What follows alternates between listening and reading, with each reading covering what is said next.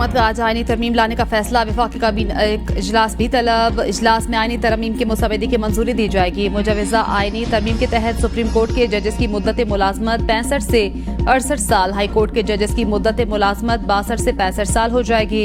Supreme court में senior तरीन जज के बजाय जजों के पोल से चीफ जस्टिस बनाने की तजवीज।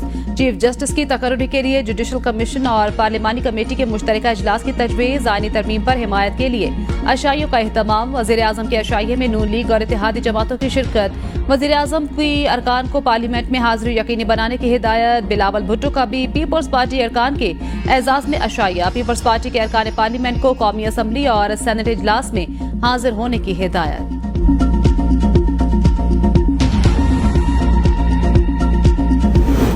आईनी तरमीम से कबल जोड़ तोड़ की सियासत अरूज पर 8 अरकान की हिमायत हासिल करने के लिए मौलाना फजल रहमान सबकी तवज्जो का मरकज बन गए। हुकूमत और अपोजिशन वफ्द की मौलाना से अलग अलग मुलाकातें। वजीर कानून आजम नजीर तारड़ और वजीर दाखिला मोहसिन नकवी की मौलाना फजल रहमान से मुलाकात। आईनी तरमीम के मुसवदे पर ब्रीफिंग। हुकूमती वफ्द मुज़ाकरात के बाद मीडिया से गुफ्तगू किए बगैर निकल गया।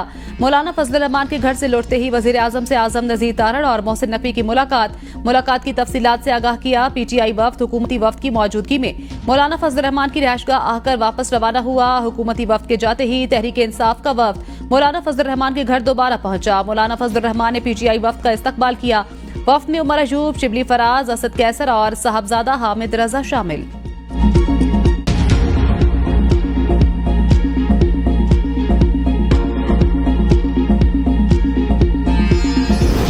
आईनी तरमीम के लिए कौमी असम्बली में हुकूमत को 2/3 अक्सरियत दरकार। 336 मेंबरान में से 224 अरकान की हिमायत जरूरी। हुकूमत के पास 214 अरकान। मुस्लिम लीग नून के अरकान की तादाद 111। NA 171। रहीम यार खान से कामयाब MNA मखदूम ताहिर के हलफ उठाने पर पीपल्स पार्टी के अरकान की तादाद 69 हो गई।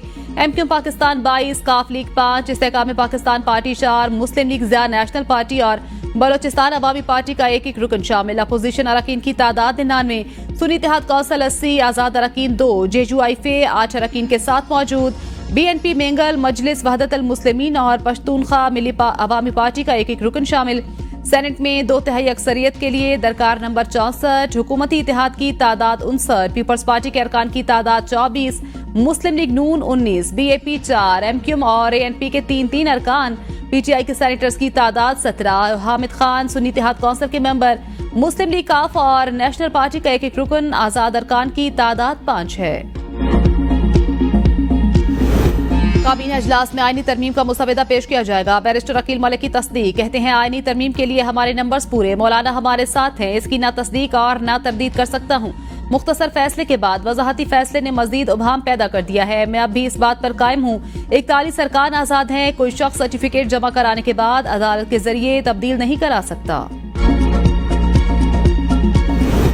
सुप्रीम कोर्ट की इलेक्शन कमीशन को मखसूस नशिस्तों के फैसले पर फौरी अमल दरामद की हिदायत। पार्टी सर्टिफिकेट जमा कराने वाले PTI के कामयाब अरकान, इन्हें कौमी असम्बली और सूबाई असम्बलियों में PTI पार्लिमानी का पार्टी का हिस्सा समझा जाएगा। इलेक्शन कमीशन का तहरीक इंसाफ अरकान के सर्टिफिकेट तस्लीम न करना सरासर गलत। इलेक्शन कमीशन की उबहाम की दरखास्त पर मखसूस नशिस्तों के केस में अक्सरियती फैसला देने वाले 8 जजेस की वजाहत जारी। फैसले में कहा 12 जुलाई के फैसले में कोई उबहाम नहीं। इलेक्शन के वक्त डिक्लेरेशन जमा कराने वाला इसी पार्टी का रुकन तस्वर होगा। बाद में आने वाला कोई एक्ट उनकी हैसियत खत्म नहीं कर सकता। इन अरकान का मामला पास्ट एंड क्लोज ट्रांजैक्शन तस्वर होगा। ये तमाम अरकान आईनी और कानूनी तकाजों के लिए PTI अरकान ही तस्वर होंगे। इलेक्शन कमीशन की वजाहत की दरखास्त, ताखीरी हरबा और अदालती फैसले पर अमल दरामद में रुकावट, मखसूस नशिस्तों के फैसले पर अमल दरामद न करने के संगीन नताइज होंगे। इलेक्शन कमीशन PTI को रजिस्टर्ड सियासी जमात तस्लीम कर चुका। इलेक्शन कमीशन वजाहत के नाम पर पोजीशन तब्दील नहीं कर सकता। इलेक्शन कमीशन ने खुद बैरिस्टर गोहर को पार्टी चेयरमैन तस्लीम किया। इलेक्शन कमीशन ने दरखास्त में कंफ्यूजन पैदा करने की कोशिश की। इलेक्शन कमीशन ने 41 अरकान से मुतल्लिक वजाहत के लिए सुप्रीम कोर्ट से रिजू किया था।